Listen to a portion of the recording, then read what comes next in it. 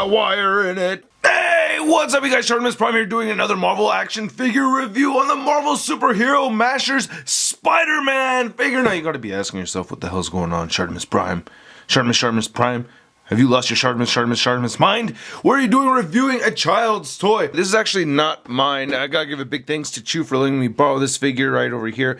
He had bought it just on a whim, and he had showed it to me, and it's actually a pretty cool figure. Now, there's a whole concept thing behind this where you could switch out the limbs. It's kind of like the assemblers, or assemblers, as Sean calls it, and you can switch out the limbs. So you can see he has a Hulk fist, Spider-Man head, Captain America body, Iron Man legs right over there. So it's all interchangeable. That's the whole point of the whole thing. Here's the side of the packaging, and then here's the back showing how it has Dr. Doom's hand over here, and then the mix match parts. The Iron Man looks really, really cool. Now, the thing that actually impressed me about this is not this whole gimmick where you could switch the limbs out. I mean, that right there I actually think is kind of dumb. I don't think it's very cool. I guess kids could have fun doing it. I don't have a second one to actually try it out with to see how fun it actually is, but just by looking at it, I don't know why you would want to do that. But the part that really impresses me about the figure is the articulation. I'm really impressed with what they did over here. It's not like it's Marvel Legends quality articulation, but definitely better than what we've been seeing in the 3 3/4 inch figures. So yeah, let's go ahead and crack this open. And by the way, if you want to pick this up and you can't find it at retail, you can get it at Big Bad Toy Store. Big! Get your big badass toys at BigBadToyStore.com.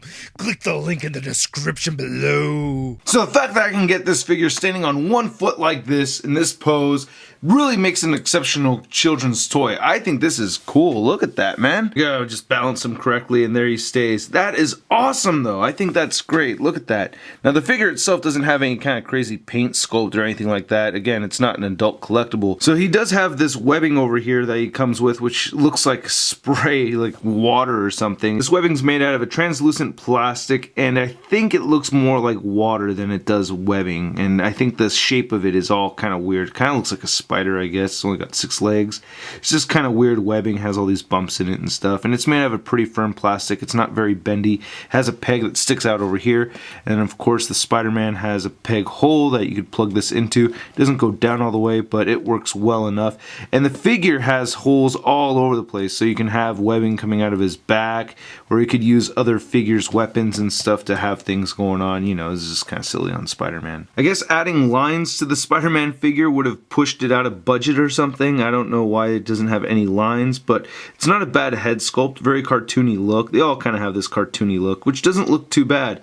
He has peg holes on his shoulders, on his forearms over here, on the inside of the forearms on each arm. He has a web grabbing hand over here. Some muscle definition. It's not too shabby actually. The design kind of reminds me of that Spectacular Spider-Man TV show, which was awesome by the way. He has pegs sticking out of his thighs over here. We get pegs sticking out of his shins as well. Then he does have peg holes at the bottom of his feet for a display stand. So, you know, there's a lot of interchangeable pieces that you could work with here if you really want to do all of that. And then he has 2 pegs in his back right over here. So no sculpted spider logo. It's all just painted right on there. So as I had mentioned, the articulation of this thing is actually quite impressive. Look how far the head can look up. That is cool.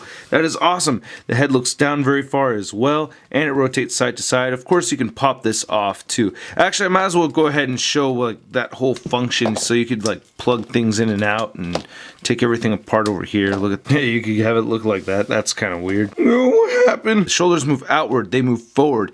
He has an elbow that bends in this much. That's pretty cool. And it also rotates right here at the elbow. He has no diaphragm joint, no waist joint. Kind of wish it had a waist joint or a diaphragm joint, but again, I'm surprised that this has as much articulation as it really does. His legs move all the way outward on these ball joints, and they are T-joints. They do kick all the way forward that much too. He bends at the knee pretty far in, and it rotates right here at the knee joint. His ankles move down, they move up, and he has a beautiful ankle pivot. He has a great ankle pivot right over here. Man, that's what really sells the figure for me. So, I mean, if you're an adult collector and you want to bring a figure along with you somewhere, I don't know, say you got to get your car fixed and you got to sit around and you don't mind playing with the figure in the lobby area, I mean, you could bring one of these with you.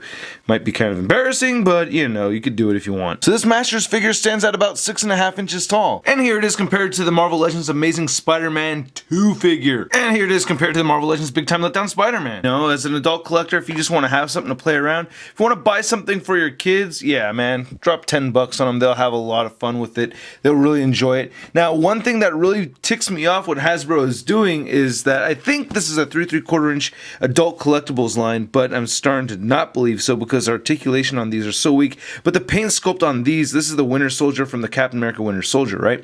This guy has limited articulation. This one has so much more. It confuses the hell out of me. Come on, like, this is obviously a child's toy. Guess Hasbro might be seeing them both as children's toys and not adult collectibles, but still, I mean, why does this one have so much more articulation than this one? I don't get it. Like, for instance, this knee barely bends inward. Look at that. That's pathetic. And you compare that knee bend to the pinche masher over here, and this one's bending in a lot more. And then this guy has ankle pivot. I don't know. Okay, I just can't get over it. I'm just blown away. So yeah, I'm going to take a lot of pictures with this guy. Please check it out. I'll have a little photo gallery at marvelousnews.com. Go there, see some pictures. I hope you guys liked the video. Hit the like button, leave a comment, and subscribe. I will catch you guys later. Peace.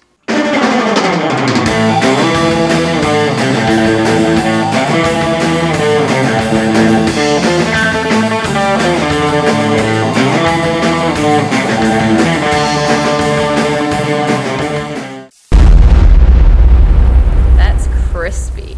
Marvel Universe figures, I can't do this. Well, there he goes.